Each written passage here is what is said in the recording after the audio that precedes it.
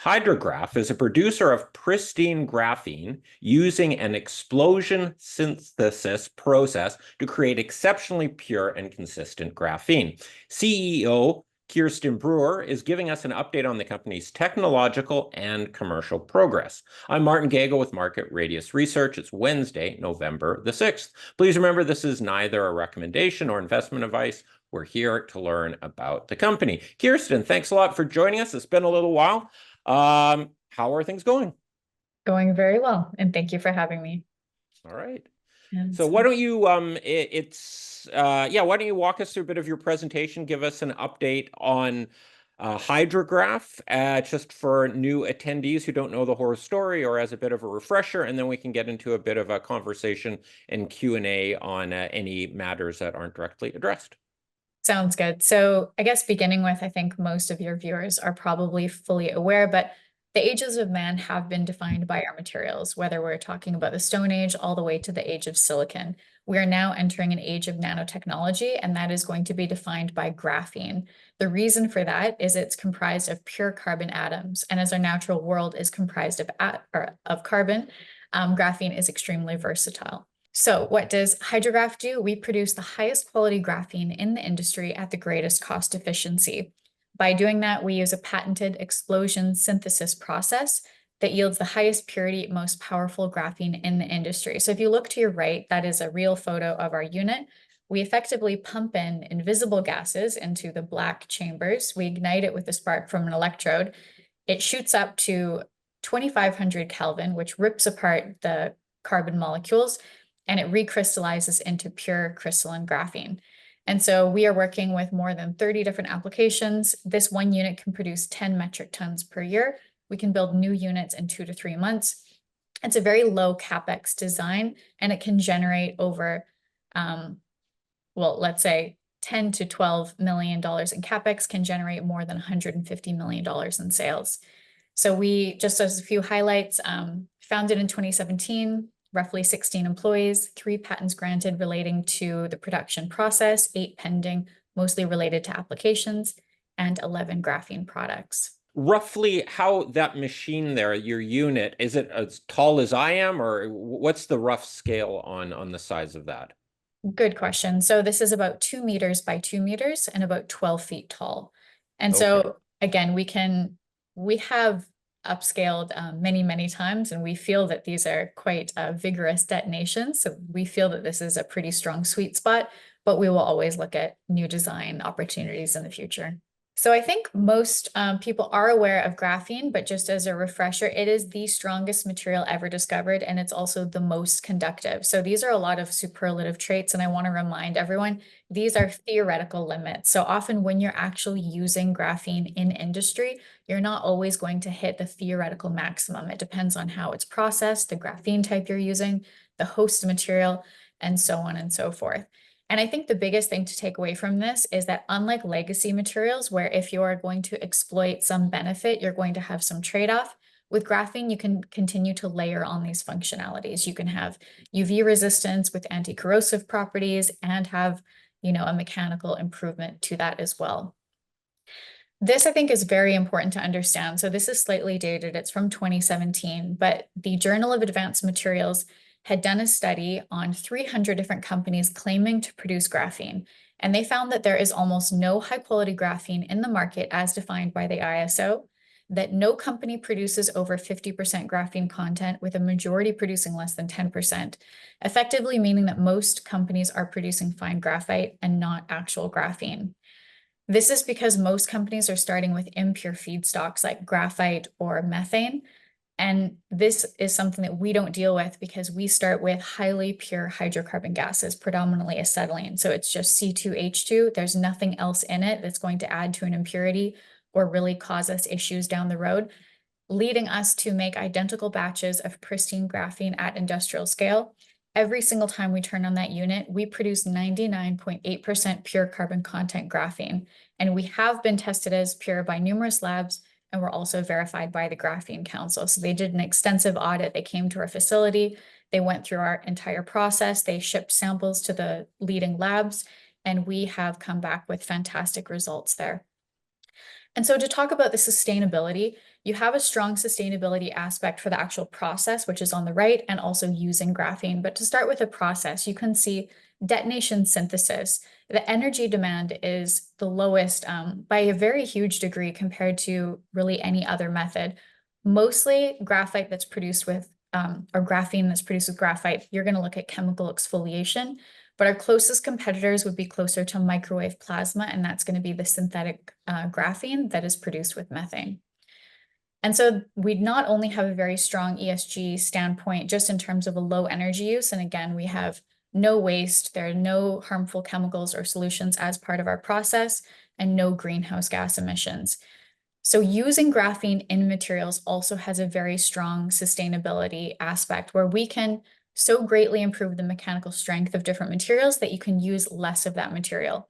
So for example, if you're looking at concrete, which is a very intensive carbon material, you can decrease by an average of 20-30%, which obviously has significant carbon reduction benefits. I'll just gloss over this briefly in the interest of time, but this was discovered in 2014 by Dr. Chris Sorensen, who's currently our VP of R&D at Kansas Sorry, State. Kjirstin, your process, the explosion process, that was discovered in 2014. The explosion process, exactly, by Okay. Dr. Chris Sorensen. He was studying aerosol gels. He did not anticipate the production of graphene. So when he saw how the experiment went, he put it under a scanning electron microscope and realized that he made pristine graphene. The kind of the irony of this story is back in 2014, and we'll get to a hype cycle in a few slides, but back then it was all about monolayer. So he wasn't sure if what he made was very high quality because people weren't looking or giving as much attention to bulk graphene. Fast forward, we have now found that our specific type of graphene, which is 100% crystalline and 100% sp2 bonded, and that's just a term for what makes graphene, is really exceptional and is, to our knowledge, the most graphene-like graphene in the industry. So we just kind of going through this timeline, we did go public on the CSE in December of 2021. And I would say most of our commercial expansion has been in 2024. And that is because we have partnered with the GEIC, and that's the Graphene Engineering Innovation Center in Manchester, which is the home of graphene. Graphene was discovered here at the University of Manchester, to which the GEIC is affiliated with, in 2004. And because of that, there erupted a very strong hotspot of lots of the engineering expertise. So this facility where we have a laboratory, it has all of the industrial prototyping machines. The GEIC staff is extremely knowledgeable, and all of the characterization devices that we require to really not only test our graphene, but bring a new product to market. So I'm pointing out James Baker, who's the CEO of the GEIC, and he's really a fantastic resource, of course, not only to Hydrograph, but to many graphene companies. And I really want to reinforce the importance of this as an incubator, just because when customers around the world are looking to implement graphene into their product line, this is really, in our experience, the first place that they're going to go. That's because with James Baker and the GEIC team, they get a very unbiased view. So they might come with a suggestion. Let's say Boeing wants to make a new aerospace component and they need a certain threshold. The GEIC will then, because they have an understanding of all the different graphenes on the market, because they've had firsthand experience with them, they are able to recommend a graphene that is right for that project. Because we have such strong performance, we have performed very, very well with that structure. And so just as a highlight on our strategy, we produce graphene, we sell graphene. We do not sell the units, we do not license the units. Our whole value is really that intellectual property around the detonation synthesis. We do believe that it is an industry first that we produce the highest quality graphene at industrial scale in identical batches. The industry still is suffering from issues with graphene not matching data sheets and graphene also not matching earlier batches. Again, this is not something that Hydrograph is faced with, which is really related to our production process. As we grow, we seek to employ a centralized production model. This is, I think there's many reasons for this. It not only maintains the security of our IP by having everything under one roof, or at least regional hubs for that, but we have abundant engineering benefits by locating next to the acetylene source, both for economical reasons by lowering the cost of our feedstock, as most of the cost in packaged gas is in compressing, storing, and transporting. If we can locate next to a pipeline, we not only have better flow rates, but we have a number of other efficiency benefits there. So as I mentioned, we'll seek to establish production in key geographical regions, very likely a few in North America, a few in Europe, a few in Asia. And as we grow, we will seek to expand our capabilities, and we will include formulation and master batching. And really all I mean when I say that is we want to make it easier for customers to use our graphene. Instead of giving them a powder, we might give them a polymer blend as a master batch. So a highlight of our commercialization process. Some of what we had initiated in the beginning of the year is tied to FDA approval. So I will give a quick update on that. We have, I would say, we're about halfway through our testing for the FDA approval process. We have completed the data gap analysis. We are now going through in-polymer analysis and toxicology reviews. Once we have that file complete, the FDA will review it. I also want to make a point that we would be the first company that has actual FDA approval for PET. So I don't think people should be surprised if the FDA comes back and they, for example, require additional testing or they have some additional questions, just because this is a new territory for advanced materials. PET producers, what are you referring to? I don't think you've defined that term. I just want to make sure I know what you're talking about. Sure, I'll cover this in the second point, but PET is a plastic polymer, Okay. and really it's mostly used for water bottles. It's also used for packaging for film, but mostly it is food contact because it is very thin, it's very low cost, and it's very transparent. And so we're seeking to improve the mechanical strength of PET. Somehow, despite graphene being very black, you don't notice a color difference when it's blown into bottles or when it's blown into films, but we can significantly improve the strength of PET. So less PET can be used, for example, for each water bottle. And then there's, of course, a sustainability benefit to that. But to start from the top, so I think the most exciting opportunity that we're looking at is we are talking with a very large automotive company. We have done 3 successful trials with them into various automobile components. And so I think this is a bit of a bittersweet situation for Hydrograph because the tests have gone so well, I would say far better than what the expectations were. They were initially, so they had actually given up on graphene and they were looking for a 5% improvement in this polymer that they were looking at. We hit 25% consistently, and because when they did additional tests, I'm just trying to be very cognizant of what I can and cannot share, they have now expanded the scope. So we were hoping for an order to come through in the past month. I think, you know, the benefit is that the overall opportunity is growing and growing with this company. But of course, as a startup, we are eagerly anticipating that first PO that we can issue PR on. And then, of course, give confidence to the market that the things that we've been saying are really moving forward. So this is very, very likely in the hundreds of tons of graphene anticipated, but we won't know the exact amount until we get to a contract negotiation phase, which we do believe will happen in 2025. So 3 PET producers. This is, of course, tied to FDA approval. Big mark here that this is a process that we're going through. A lot of it's out of our control. So everything that we've done has come back great.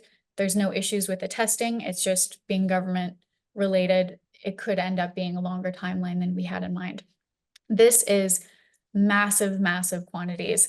And what I want to point out, and this is going to impact most of the polymer related application areas, there are some regulations that are going into effect by 2030 that really mandate that different plastic companies need to start recycling the plastic that they're producing.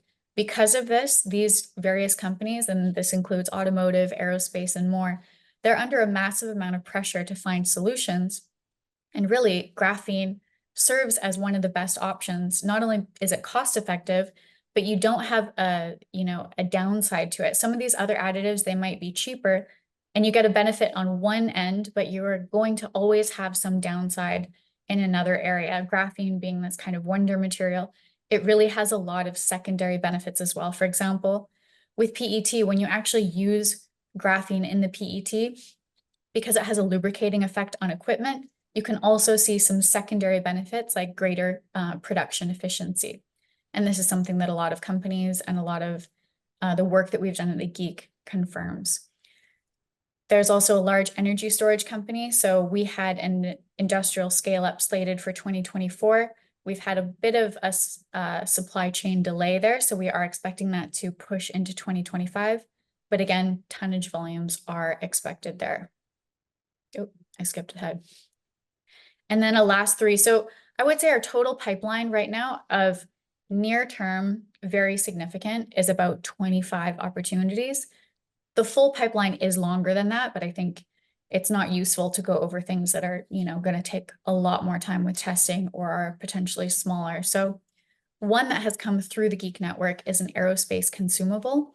This is confidential, so I can't say too much about it now, but we are expecting the potential to exceed hundreds of tons again. Defense application, again, under NDA, so I can't share more, but the trial has gone very well. I would say we have certainly exceeded expectations. There is about 6 months of additional testing and optimization, I think, before that larger scale up order is going to come in. But this one particularly has served as a fantastic catalyst for a lot of these US-based defense contracting companies. And then the last is a UK company that's looking at us for the creation of composite construction materials. And I would say this one is probably the most impressive in terms of we generated triple-digit performance improvements, and this was benchmarked against other graphenes that were really in the double digit. So it was such an outlier in terms of a data set that they are now redoing those results, and we will issue PR, I think, with that second set when we're confident that that is reproducible. And just as a highlight on the process, we generate that application development data at the GEIC. We collaborate with those customers at the GEIC and through our own internal business development activity. We engage in product development. And of course, if successful, it moves to industrial trial. Every single project that we have tried, we have had positive results. And there's not one thing that we have tried that has not gone well.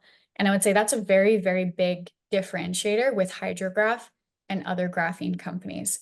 And then, of course, the obvious next steps is we sign customer contracts, and then we inevitably scale up our production. And then I'm going to make a switch, Martin, because some of the initial questions that you had were more about the graphene industry. So now that I've explained kind of what's unique to Hydrograph, I have pulled some slides. So thank you, Terrence. He is running the Graphene Council.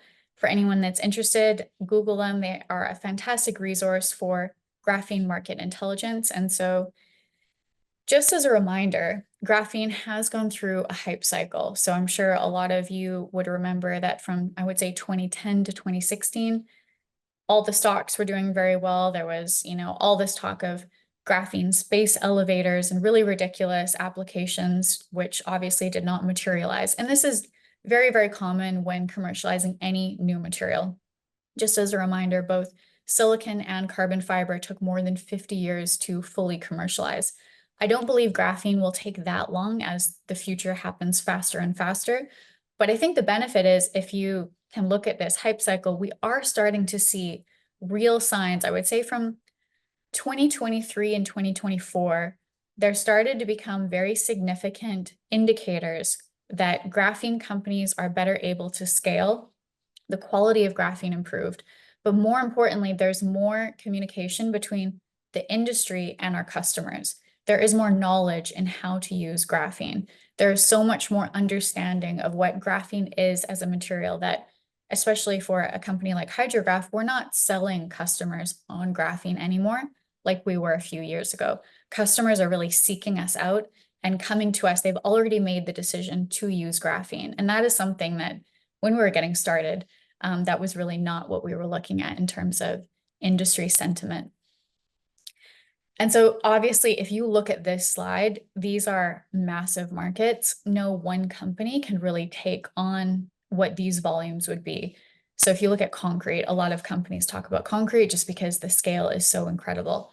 If you're looking at a loading ratio of really 1%, you can see how overwhelmingly large that amount is. And then at just 1% of the total addressable market, you're still in the tens of thousands of metric tons of graphene that would be used for only that one application.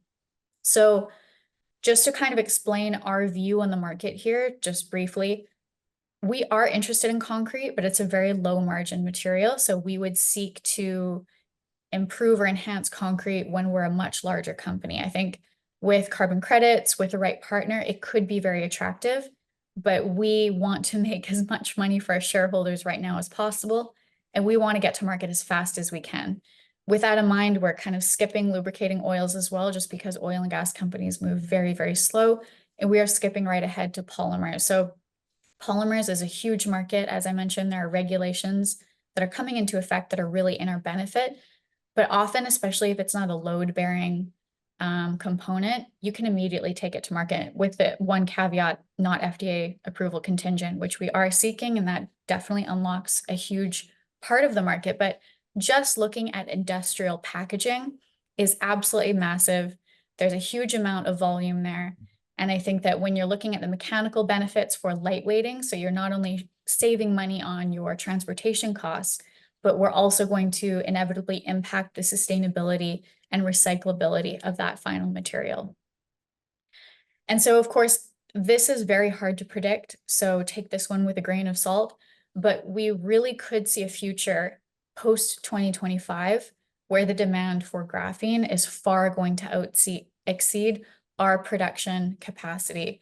And so if you look at, what graphene companies are producing, there's a few that are producing thousands of tons, but as you can see on this chart, it could really grow. And I think going back to some of my earlier points, we now know how to use this material. It is de-risked to a huge degree. So I think especially this next year, we're in a very, very exciting time for two-dimensional materials and of course, specifically for graphene.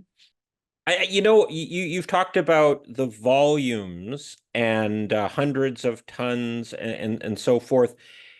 And you talked about in the concrete industry, that's a low margin business.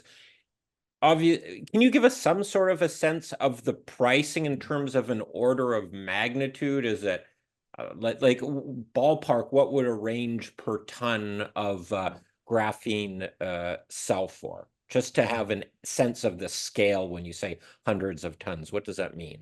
Sure. So, and that's a great question. We have a lot of different formulations for our graphene. So it is always going to be in the hundreds of thousands of dollars per ton, but the range is quite large. So you can imagine, the potential opportunities that we're looking at. When I would say of the 25 very real, very near term opportunities that we're looking at, probably 5 to 7 of those are extremely large in scale. So each of them could be worth hundreds of millions of dollars. And I think that, especially if we're looking at some of the PET, those are huge volumes. We obviously need the FDA approval. But once we've reached that milestone, we're unlocking a huge component of the market. And, polypropylene, which is more used in industry. So it can be with automotive materials, aerospace materials. That's not FDA contingent. And we're obviously kind of pivoting to seek out more opportunities that don't have any barriers. And I think all of this, I think our last conversation, we talked about some of the changes that we've made in a very positive way to our strategy with application development, to our scale up. All of these are really taking effect. And I think that we've seen a very positive reception to that. And we're just continuing to make these improvements. And as we learn and as we generate new data, we're continuing to look at opportunities that perhaps have been overlooked. You've been with Hydrograph for a while, but previously as a more technical role, and then about 7 months ago, you took on the role of CEO. You've changed some of your strategy. Could you just, on a high level, what are the key things that you've changed since taking on the new role? That's a good question as well. So I think that with any advanced material, you need to have a very robust data set. I liken it to, I think previously it's like we had a computer that we hadn't fully turned on and figured out how it was functioning. we've now turned on the computer. We know what the functionality is. We know the value proposition of customers. So when we do engage with customers, we know how to solve their problem. And we're not saying we could do this. We're saying we have done this in the lab. This is what you can see. This is what we can show you. We can prove it to you. We can give you a sample of our material. And I think that putting application development and really going for those data sets with a multitude of materials in advance of business development, because of course you need business development too, but business development is very weak without the data that backs it up in a new industry with a new material, because customers are going to look at us like a risk. We don't want to look like a risk. We want to de-risk this as much as possible. And you do that with data. You do that consistently, and you do it by proving that what you say is actually real. And I think that is why, because I became interim CEO in March, we have made astounding progress since then. So I'm so excited to take on 2025 and be able to start, issuing press releases on all of this momentum that has really built up.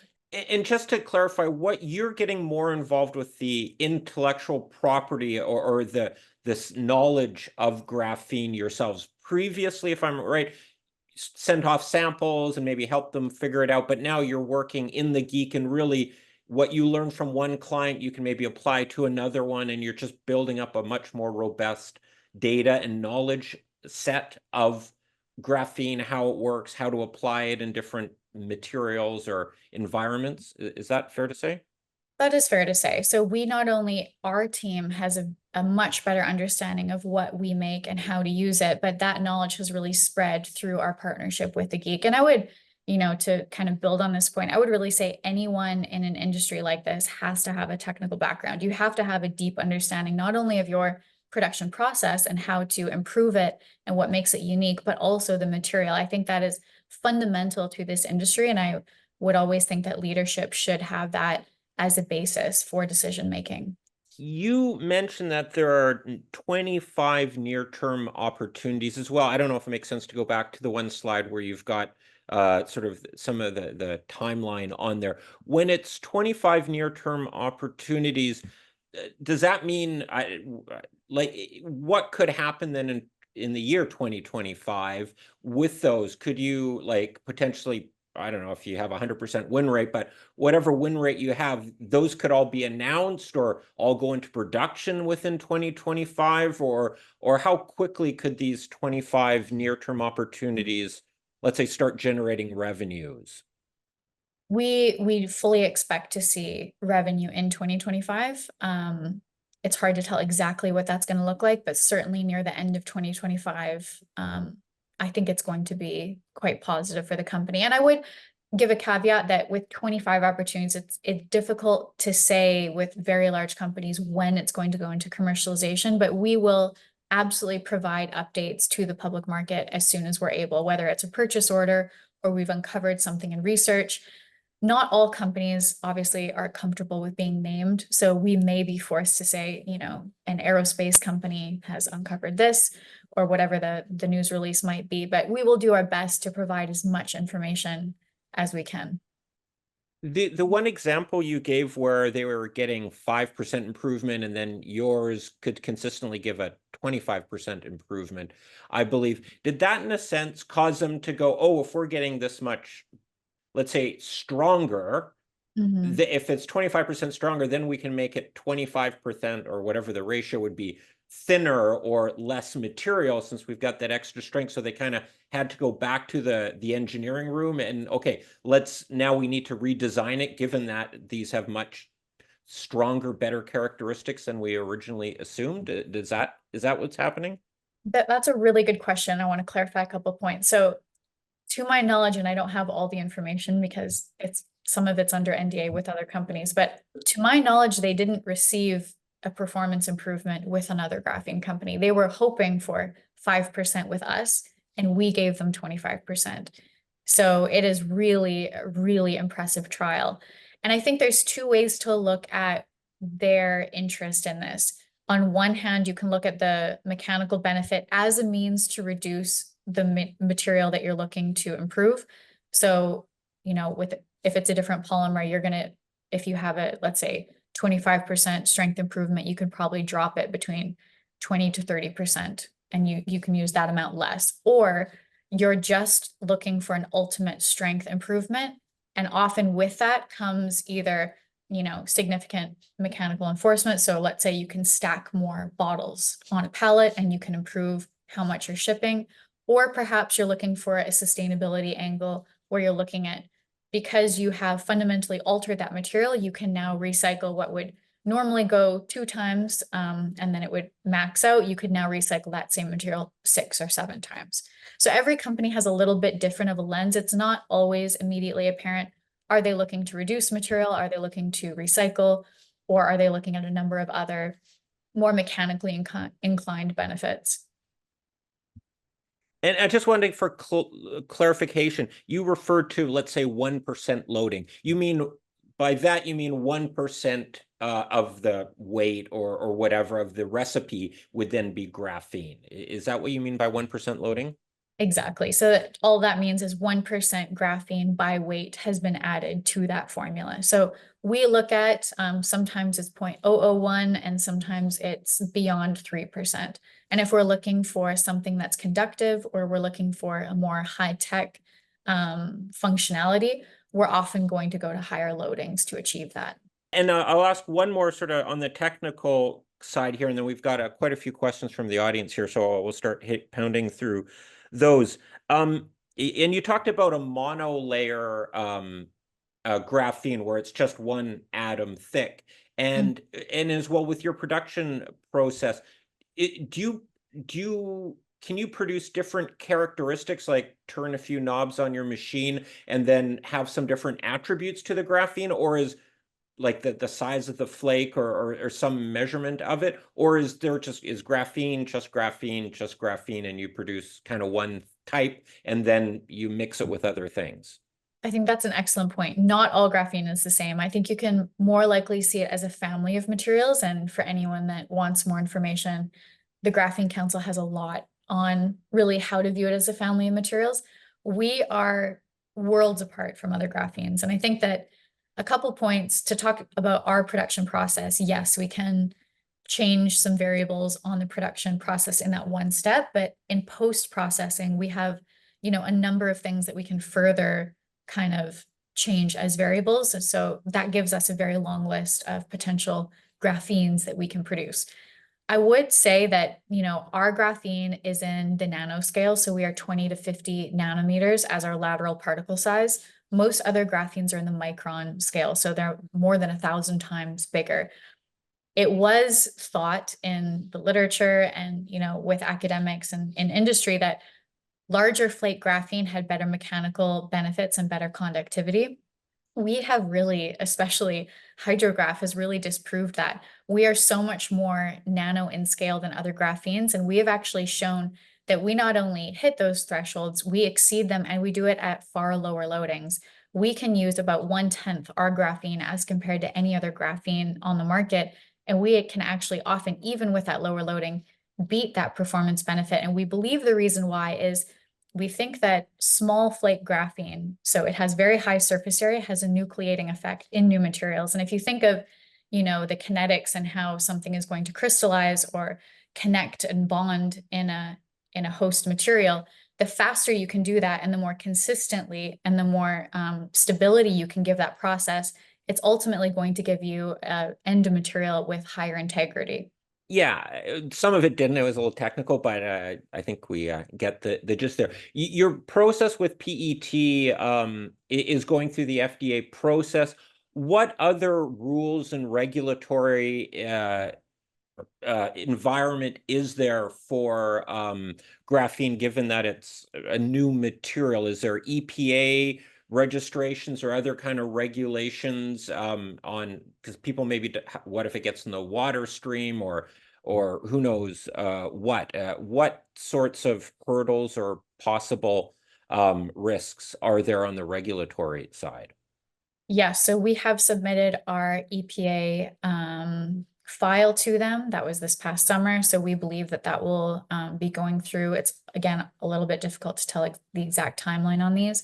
In Europe, it's REACH, and it's not done per company like it is in the US. So Hydrograph and every other company within the US has to apply for EPA. And just to clarify that, a European company that makes graphene can't sell to a US market without also having FDA approval, of course. So for Europe, it's REACH. And of course, if you're going for food contact, you need to go for FDA. And I would also say that working with defense and aerospace companies, there are often additional certifications and processes that we need to go through as well. There's a question here. Who is your biggest competitor in North America? You've referred to your competitors, and you characterize yourself as being way ahead of them. And I guess you've said you're the purest graphene, and to be a skeptical investor, why should I believe you? What sort of validation do you have, and how do you know that you are the purest or the best?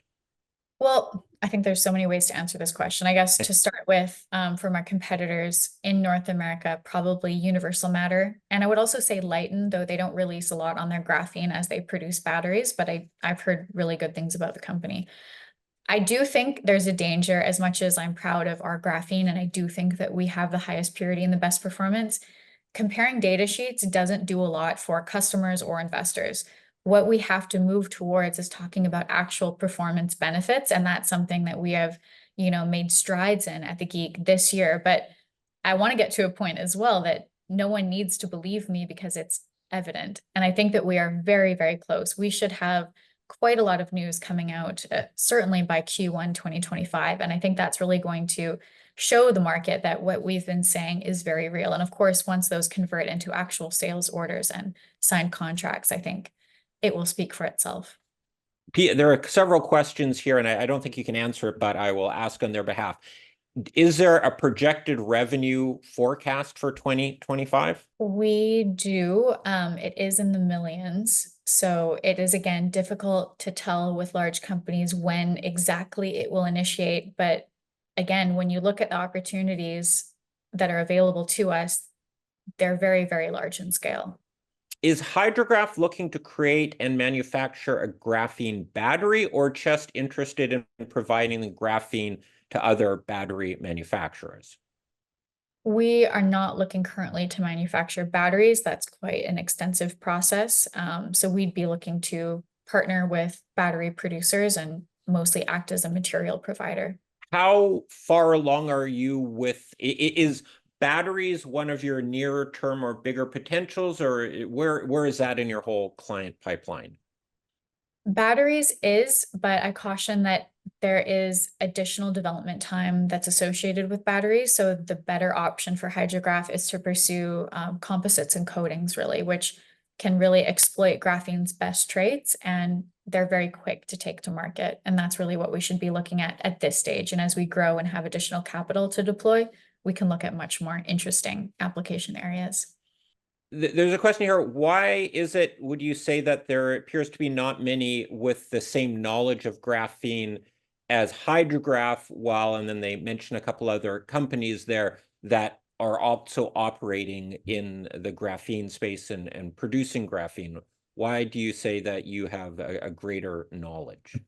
I think we have a good knowledge of what we do. I don't have, for one, all the information on what other companies know or might not know. I just think that we really know what we do well, and I think that we have a lot of proof behind that, but I can't pretend that I have access to all information. There's another question here on pricing, and I'm going to modify or adjust it a bit here.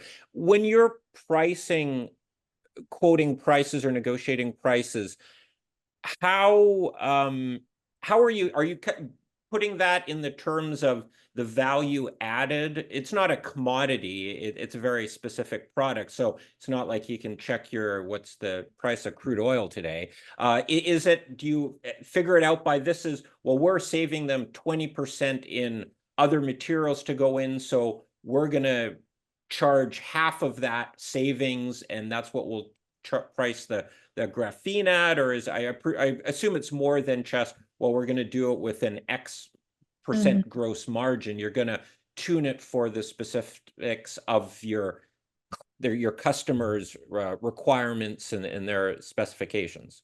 Yes, I fully agree. We engage in value pricing, and that is something that you have to have a robust data set to really implement. Without that, you're treating it as a commodity because you don't know what it does or doesn't do. So it's very hard to have a strong standpoint with a customer and achieve, you know, a higher price point for your material. I would say that when it comes to very, very large scale materials, it's difficult to really see that built out unless you have a very strong value proposition and really solve a very critical problem, just because they can be so price sensitive. Concrete would probably be the best example. Even if you have a technically brilliant solution, most customers aren't going to be able to afford actually implementing that, except for a very small subset of situations. So I have some questions here also on not the price, but your cost of production. Can you share approximately the cost per ton? And I guess is your essentially your, oh, you said low energy cost, acetylene, is that essentially the only cost of materials going into this, or a little bit of No. electricity that you plug into the wall? Or I know I'm being facetious here, but Mhm. what are all the cost inputs that go into the actual production? Would be a much longer conversation. So, you know, Okay. acetylene, our predominant hydrocarbon, is a welding gas. It is a higher price point, for example, than methane, but there's lots that goes into it. You know, we have different consumables on the unit. We obviously don't disclose our cost, but our margins are very, very healthy. Is there any update from Khalifa University and the Middle East in general? We're still working with them. I would say it's a little bit slower, but definitely looking forward to future opportunities. I think that they have a fantastic machine learning department that we are very keen to work with more regularly. Who pays for the geek research? Potential clients and HG, or how is that whole how does that relationship work? That's an excellent question. So it depends who's requesting the work. We have our own team in our laboratory, and of course, we fund that work. And often we're going to pursue something that's a bit more sensitive. But often customers come. So if it's an automotive company and they're looking for something specific, they will come to the geek staff. Often we actually have no knowledge of that when it, you know, is initiated, and they will have very specific requirements. And often, unfortunately for us, we only get access to the data once that project is completed, because the geek is under NDA with that company. And then once we all agree that these performance benefits are in our favor and the customer wants to be connected with us, that's when we go to discussing scale ups and contract negotiations. So Geek does the research. Would the potential client even know whose graphene they're using at that time, or just kind of when you get to the end, hey, we use graphene A here, and that happens to be Hydrograph, or you sort of brought together earlier in the evaluation?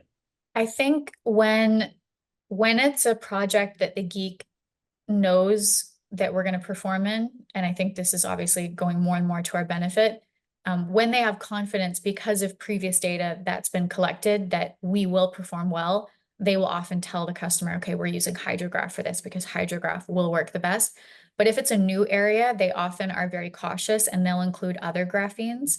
And obviously we don't get to see the name on that graphene. We just get our name and then how we've ranked. So again, we've performed very, very well with that. And there's nothing that we've tried that we haven't been able to really succeed in. Question here: have you looked at the tire industry, like the automobile tires? That it seems like that would be potentially a very large market. We have, that's one of our interests. Okay, could you say there's a tire company on the top, that 25 list, or is that a little further down the line? Um, it's on there. I wouldn't have included it in the 25. I would say that's in the larger list just because we need more information. That's a more recent addition. Okay, and the asphalt industry, is that potentially, or does that fall in with like concrete where it's sort of too low a margin? I think it's better than concrete, but it hasn't been one of our priorities just because we only have so much attention and capital that we're funding more composites and coatings. But with the right partner, I think we'd be very interested. Since you've taken over your role as CEO in the past 6, 7 months, what has your focus as the leader been? Like, are you building strategic relationships? Are you very involved in the operations and sort of the research side, or what is your area of focus specifically? That's hard. All of the above. I would Yeah. say building relationships is very, very high on the list, but I'm operationally also very hands-on. So I think if one side I've had to start to delegate, it would be more the research.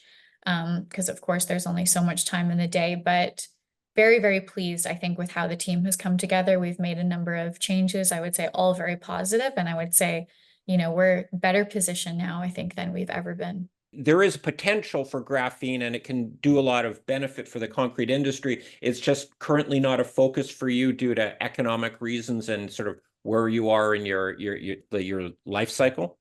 Yes, right now I'm driven to create health for the company. So that is providing value to shareholders and getting us into a position where we are flush with capital, and then we can do way more of this. But right now, it's just not enough revenue potential for the effort that that would entail. And therefore, I'd rather pursue that when we're much, much larger. Is there any potential for a contract to be announced in 2024, or is that just going to be a 2025 event? Contract in 2024, I think it's unlikely. I think we'll give indications that things are moving forward, but a full contract would be closer to 2025. What are the attributes of your graphene which you see as the main market opportunity? Strength and conductivity? I guess this is in relation to batteries. Well, for batteries, we're mostly not looking at mechanicals. We're looking for conductivity. We have proof, with a pretty wide variety of different batteries, from lead acid to lithium ion, lithium air, even zinc ion. Very confident in that. Again, I just want to caution that that development cycle is quite long, and some of these more novel batteries, they're not fully commercialized. So lithium ion is very cost competitive. We're often related to graphite, and that's not an area that's really great for us to be playing in. We should pursue where we can see the full value and potential of graphene. And I think some of the battery applications will come a bit later. And I think that's why you see companies like Lighten just producing their own. And I think, for the right company, that can make a lot of sense. But for us, because we're so confident in our material, we'd rather just grow and let a battery producer handle those issues. In the longer term, is there any potential for graphene in the semiconductor industry? Definitely. So mostly that would be monolayer, which is not what we produce. But every time in this company that I've said we can't do something, just because of the graphene type that we make, and then we found that it is possible. I don't want to say that we can't, but I would say that we make industrial grade bulk graphene, that would not be the first place that we're looking at, just because we'd have to process it considerably to implement that into semiconductors. Your clients or future clients manufacturing things with graphene, for like everyone is different. Is it relatively easy for them, let's say with the PET, to add the graphene to it? It's like they pour in the beads and they melt it down, or you just sprinkle in a little bit of graphene into that as well? Or is graphene causing them to change how they manufacture things, which sort of adds another barrier to the integration and sort of slows down their production process? Or is it like a cooking recipe? It just add a little bit of this and you're off to the races? No, I think that's a great question. It's complicated. And I think it depends on, there's a lot of variables at play here. I would say the compounders that have performed very well have experience working with carbon black.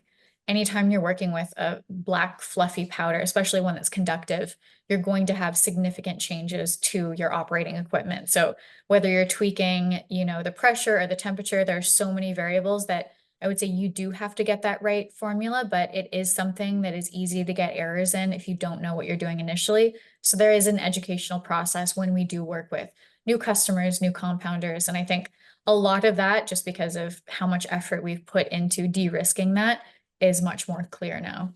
When you're working with clients, let's say in the automotive sector or in the aerospace, are you having to wait for the next, let's say the next model year to come in? Okay, we're now designing the 2027 whatever truck or so, or are they able to integrate it in? Okay, we're just going to improve this component on the same model year, except it'll be a little bit stronger and lighter in whatever, or maybe not necessarily only the automobile industry, but in the industries you're working with, are you having to wait for their, let's say, product life cycles to slide into that? I guess it depends on how much of a pain point it is. So we're told with different automotive application areas that we could actually be a replacement, which is fantastic for us, as that really reduces our time to market. But the long answer is it really depends on lots of factors. Question here, what is the recycling benefit other than longer product life? And I'm putting sort of a negative spin on it. Does it have any negative attributes? If you've got graphene in there, then it's bad for the recycling process. Again, complicated. So the scientist in me would say, I don't think we have enough information to judge if there are some negative attributes that we haven't seen. But I would say, simply put, obviously, the more we can improve mechanicals, we have some indication that recycling can actually make it better. And we actually don't know how many times or how long this trend will go before it drops off. And this is huge for the plastics industry, as not only are they under pressure to improve the sustainability of their products, but being able to reuse the same material over and over is really fantastic, because I mean, current day, we have an immediate degradation of that material. So people wanting some more clarification on the news. So will you get news before 2025, or she said by Q1 2025? Like, I guess, is it in Q1 or is it in Q2? And obviously you don't have a crystal ball, but any clarification you want to throw on that? Well, I wish I could share everything I knew right now, which I can't. It's hard to predict large companies. I was under the impression, again, that I would have a purchase order coming in the past month or so. And again, it's a positive because we've expanded the scope. So I think that we will have news out in 2024, just to reassure everyone. We will have news. It won't likely be a signed contract, but we will have a number of other advancements to announce. 2025 is really going to be very, very exciting. It's hard to say exactly when, again, these things will kick off. If you receive a very large order, will you need to JV with someone to ramp up production, or could you, like, how is your ability to scale up? That's a great question as well. So I think, orders fixes everything, right? When we get those large orders, a lot more is going to be available to us. So we can very likely secure debt financing. We have engineering firms already picked out. We have sites selected. We have plans to hire. There is a whole plan that we will basically press go on the second that happens. But it is hard to tell, because I don't have a crystal ball, exactly what size of scale up that will be. So in any event that we will need to scale faster, we will make every effort to do so. And I think we can be quite creative there. All right. Will there be a lot of customers where they use Hydrograph graphene as well as another type of graphene to create, I don't know, some hybrid, or is it yours alone? Yes, I love that question. I think there's a very, very strong synergy between different nanomaterials, especially different carbon-containing nanomaterials. So we perform, I mean, I'm, again, very impressed with our performance, but we can do even better with another graphene or with even carbon black. And I think the future is going to be in these different formulations. I would say the big issue here is because other graphene companies have struggled in scaling up or struggled in their purity or consistency, it kind of limits the pool of companies that we can work with currently. But as this industry grows and develops, we are very, very interested in partnering with other companies or even looking at other nanomaterials. I think that is really where the future is going to be. You mentioned lubricants. There's a question here. Can it be used in motor oil? I believe you said previously that's not a focus of you, given the petrochemical industry is a little slow moving. Did I get that right? And could you clarify the lubricants industry? Because that was previously, I think, quite a focus of Hydrograph. Yes, we have had interest from a hypercar manufacturer, not only I think for greases, but potentially for motor oil. So that is very recent. But graphene absolutely does have a benefit. There was recently previous mention of pilot scale-ups to occur in Q3 2024. Did these pilot scale-ups occur? Has there been any pilot scale-ups already? You already have your production unit running, correct? So, I don't know if this was referring to our production process or perhaps the PET scale up. So okay. we're, we've been producing a lot of graphene in Kansas. We are now going to be building additional units, but for the PET pilot scale up, that did happen. We have had successful batches with different compounders. So we've essentially de-risked it from a technical standpoint. And now it's really just contingent on FDA approval. So we've done everything on our side that we can. It's a little bit of a waiting game working with a government agency. Any research on any type of aerospace or marine? Are you creating any marine? Because we've talked about aerospace before. Any marine applications? We are to both for Oh, coatings and composites. all right. There's a question here on your inventories, and I'm curious about, do you have a big a warehouse or a room filled with boxes of graphene, or do you run little production cycles for the different specifics that the geek wants or one of your clients want? We now measure inventory in tons, which is great, but we are not constantly running the machines just because we don't have the demand. But the second that we do, we'll press go. I think we've largely come to the end here. And you know what? I am going to leave you the last question. I gotta find it again. And this is a real gimme question for you. Here we go. Do you see yourself as being a billion-dollar company? Absolutely. If we are not, you guys should fire me. Tell the board to fire me. All right. I like that answer. We need to wrap it up here. Kjirstin, thank you very much.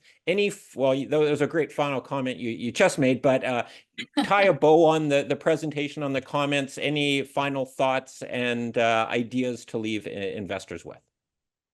I think we're really in the home stretch. I think we have a huge amount of proof in the data sets that we've collected, and I cannot wait to update the market with our progress. All right, Kjirstin, thanks a lot. That was really fun, very informative. I really enjoyed the conversation. Thank you, and I'm looking forward to our future conversations. Cheers. Likewise. Thank you.